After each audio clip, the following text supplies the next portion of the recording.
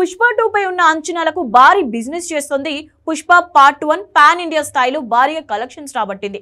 అంతేకాదు ఉత్తమ నటుడిగా అల్లు అర్జున్ కు నేషనల్ అవార్డు కూడా తెచ్చిపెట్టింది. దీంతో పుష్ప 2 రైట్స్ కోసం డిస్ట్రిబ్యూటర్స్ ఎగబడుతున్నారు. ముఖ్యంగా నార్త్ లో పుష్పరాజ్ కు యమ డిమాండ్ ఉంది. అక్కడ ఏకంగా 200 కోట్ల ప్రీ రిలీజ్ బిజినెస్ చేసి సంచలనం సృష్టించింది.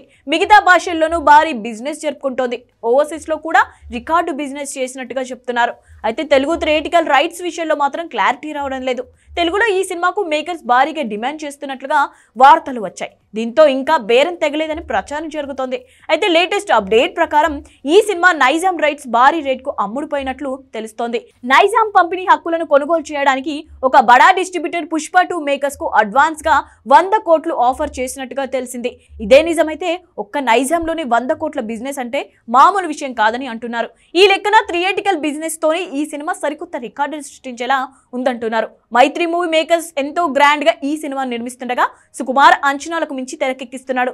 రష్మిక మందన హీరోయిన్ గా నటిస్తున్న ఈ సినిమాకు రాక్ స్టార్ దేవిశ్రీ ప్రసాద్ అదిరిపోయే మ్యూజిక్ అందిస్తున్నాడు. ఇప్పటికే రిలీజ్ అయిన పుష్ప సూసేకే సాంగ్స్ చార్ట్ బాస్టర్ గా నిలిచాయి. మరి ఆగస్టు 15న రానున్న పుష్ప 2 ఎలాంటి సెన్సేషన్ క్రియేట్ చేస్తుందో చూడాలి మరి.